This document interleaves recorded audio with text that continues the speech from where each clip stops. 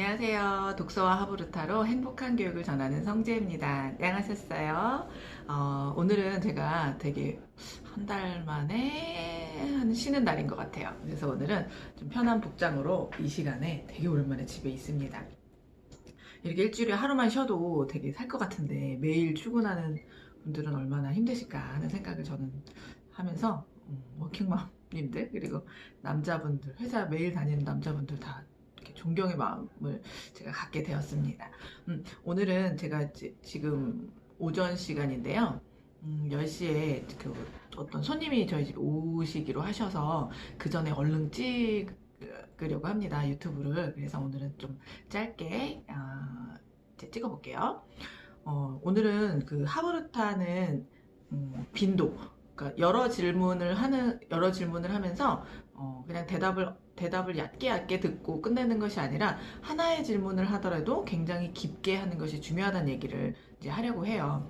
저희가 이제 하브르타 수업을 하거나 하브르타 할 때 뭐 책을 읽거나, 뭐 음악을 듣거나, 뭐 미술을 보거나 하면서 질문을 보통 한 10개 정도 만들어 보자고 하거든요. 그리고 이제 질문을 한 10개 정도 만들어 봅니다. 그리고 그 10개를 다 1번부터 10번까지 모든 질문에 대한 답을 다 짝이랑 하는 것이 아니라 그 중에서 이제 3개만 골라보시라고 제가 말씀을 드려요. 그러면은 가장 먼저 질문하고 싶은 거 1번, 그 다음에 2번, 3번 이런 식으로 우선순위를 정해서 가장 먼저 하고 싶은 것부터 순서대로 이게 다 이제 질문하고 대답이 끝나면 그 다음에 2번 이런 순으로 이제 넘어가라고 말씀을 드리는데 거기는 이유가 있어요. 저희 그림책 하브르타 힐링수다를 금요일마다 하는데 2시간 넘게 해요. 10시에 시작해서 보통 12시 반 넘도록 하는데 거의 뭐 질문이 하나나 2개 그거 가지고 거의 그냥 그 2시간 넘게 이제 토론을 하거든요. 그때는 이론 수업도 없고 정말 그림책 5분도 안 걸리죠. 5분 읽어드리고 질문 만들까요? 뭐 10개 만들고 그 멤버들 같이 어떤 질문 했는지 공유를 하고 그 중에서 골라서 이제 짝 토론을 하고 이제 다 같이 이제 모든 사람들이 같이 이제 질문을 하나 뽑아서 그거 가지고 얘기를 하는데 그 얘기하다 보면은 항상 시간이 모자라서 아쉬워요. 2시간 반 동안 어떻게 같은 질문으로 그렇게 하나 싶은데 하다 보면은 정말 이렇게 깊이 들어갑니다. 그럼 방법이 있어요. 꼬리 질문이라고 하는데 꼬리 질문이 뭐냐면 그러니까 예를 들어서 사람을 만났는데 처음 만났는데 뭔가를 질문을 하는 거예요. 그래서 뭐 이렇게 아침에 누군가를 만났는데 아침 드셨어요? 그랬는데 네 먹었어요. 그러면 더 이상 이야기가 진전되지 않겠죠. 그럼 그거에 대해서 뭐 드셨어요? 저는 뭐 아침 못 먹었는데 이런 식으로 계속 그 사람이 대답하는 거에 관련해서 꼬리 질문을 하는 거죠. 꼬리 잡기처럼. 그래서 이런 식으로 계속 그거에 대해서 질문을 하다 보면 정말 한 가지 질문 가지고 굉장히 깊은 대화를 할 수 있거든요. 그러니까 예를 들어서 제가 요번에 지난주까지 3주간 그 김포의 어느 초등학교에 이제 하브르타를 전 학년 전 반을 다 들어갔어요. 근데 6학년 수업을 들어갔는데 이제 하브르타를 아냐고 물어봤더니 뭐 조금 안다고 하더라고요. 선생님이 이제 조금 가르쳐 주셨나 봐요. 그래서 꼬리 질문도 알고 있길래 한번 어느 정도 아는지 이제 제가 보려고 꼬리 질문 그럼 선생님한테 질문 한번 해볼래? 그랬더니 이 아이가 저한테 이렇게 질문을 하는 거예요. 선생님 국밥 좋아하세요? 그래요. 그래서 제가 좋아하는데 그랬더니 어떤 국밥 좋아하세요? 꼬리 질문을 제법 하더라고요. 선생님은 순댓국밥 좋아해.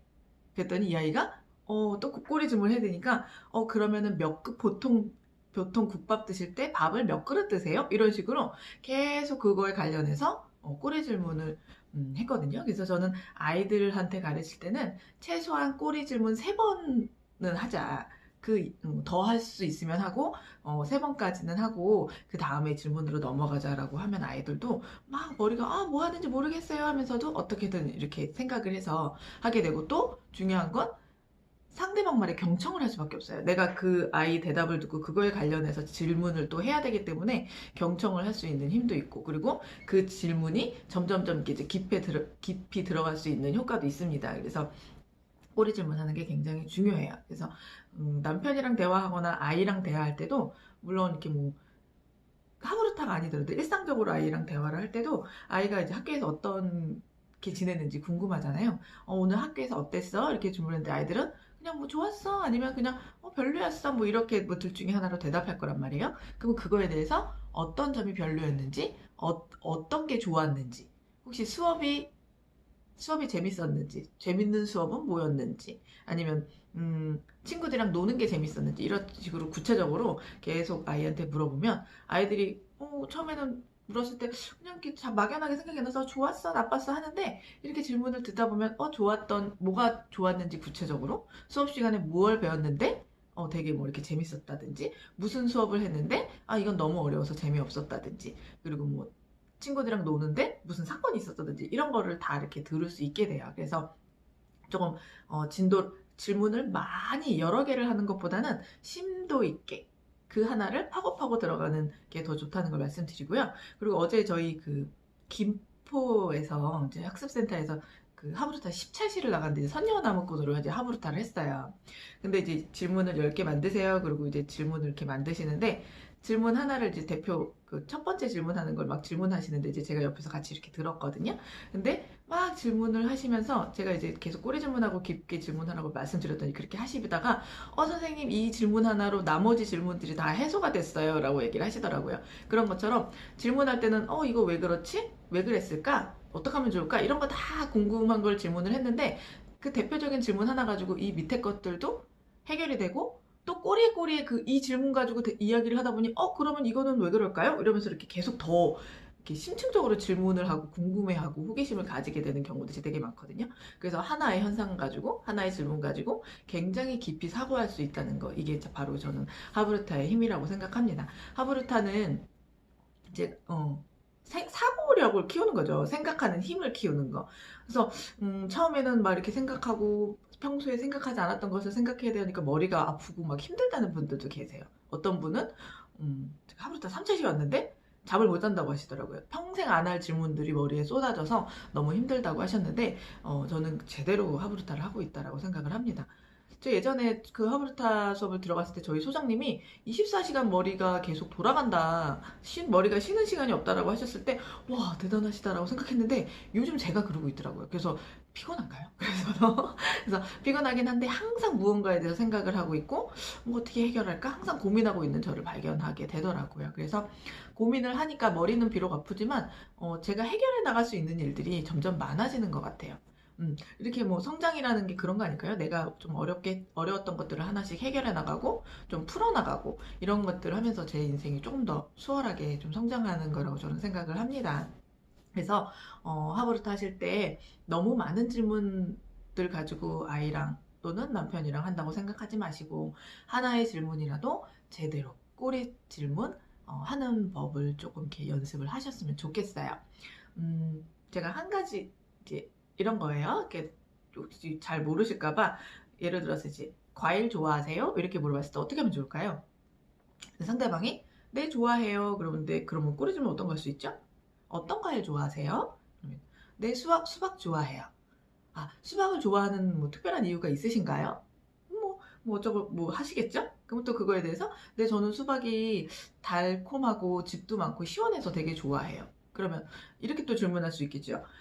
달콤하고 즙도 많은 건 오렌지도 있고 귤도 있고 여러 가지가 있는데, 뭐 수박을 더 좋아하시는 뭐 이유가 있는지, 뭐 혹시 어렸을 때 수박에 대한 추억이나 뭐 그런 것들은 없는지, 뭐 이런 것들에 대해서 계속 얘기를 하면 꼬리 10개도 잡을 수 있을 거예요. 그러다 보면 어렸을 때 수박에 관련한 추억 얘기도 할 수 있고, 뭐 뭐 지금은 그게 범죄지만 우리 어렸을 때는 뭐 추억이 됐을 수도 있었으니까 뭐 그런 얘기도 할 수 있고, 뭐 다양한 이야기들. 수박 과일 좋아해서요 하나로 시작했지만 뭐 추억 얘기를 할 수도 있고, 뭐 수박의 영양에 대해서도 얘기할 수가 있고, 수박이 우리 몸에 어떤 효과가 있는지도 얘기를 할 수가 있고, 정말 끊임없이 파고 들어가서 정말 이게 확장 되어 갈 수 있는 게 이제 하브루타거든요. 그래서 예전에 저희 아들이랑 그 아이들이랑 그 하브루타를 할 때 매주 하나씩 본인이 돌아가면서 주제를 정하기로 했어요. 근데 저희 아들이 바나나를 이제 정한 거예요. 근데 저희 남편이 하브루타 하기 초기라 굉장히 당황했어요. 바나나를 어떻게 하브루타를 하냐고. 근데 이제 어쨌든 이제 10개를 만들어서 했는데, 그 질문에 다양한 게 있었어요. 영양가는 뭐가 있을까? 바나나로 만들 수 있는 요리는 무엇일까? 바나나가 많이 나는 나라는 어디일까? 어떤 지방에서 어떤 기후에서 많이 날까? 이런 것들이 막 나오다 보니까 그 얘기를 막 나누다가 결국 그 지구본 갔다가 아 여기가 적도 쪽 그 뜨거운 지방 쪽에 바나나가 많이 나는구나. 그럼 왜 이 바나나가 왜 적도 그러면 왜 지구는 이쪽은 날씨가 덥고 이쪽은 왜 추울까부터 시작했다가 별자리까지 나아갔던. 그러니까 정말 거기서 꼬리꼬리 물다가 정말 그 바나나로 시작했는데 별자리까지 갔던 경험들이 있거든요. 그런데 굉장히 그런 경우가 많아요. 꼭 바나나로 시작해서 바나나로 끝낼 필요는 없거든요. 그 확장해서 나가고 그 마인드맵 하면 우리는 바나나에서 여러 가지 단어를 파생시키고 그 단어에서 또 이렇게 파생시키면서 확장시켜 나가잖아요. 그런 식으로 하브루타도 하면 굉장히 재미있게 할 수 있어요. 그러니까 너무 바나나로 시작했으니까 바나나만 얘기하고 끝나야지 이런 생각은 하지 않으셔도 됩니다. 사고를 확장하는 거니까. 오늘은 이제 여기까지 하고요. 질문 만드는 게 굉장히 힘들다고 하셔서 다음에는 이제 뭔지 할지 모르겠지만 질문 만드는 거 한번 해볼게요. 자, 오늘은 벌써 저희 손님이 오시기 몇 분 전이에요. 그래서 오늘은 여기까지 하고 오늘 하루도 즐겁게 보내시고, 날씨가 너무 춥더라고요. 마이너스라서 벌써 저희 그 창문이 막 결로가 생기고 해서 깜짝 놀랐는데 옷 따뜻하게 입으시고 오늘 하루도 감기 조심하시고요. 행복한 하루 보내시기 바랍니다. 감사합니다. 다음에 뵐게요.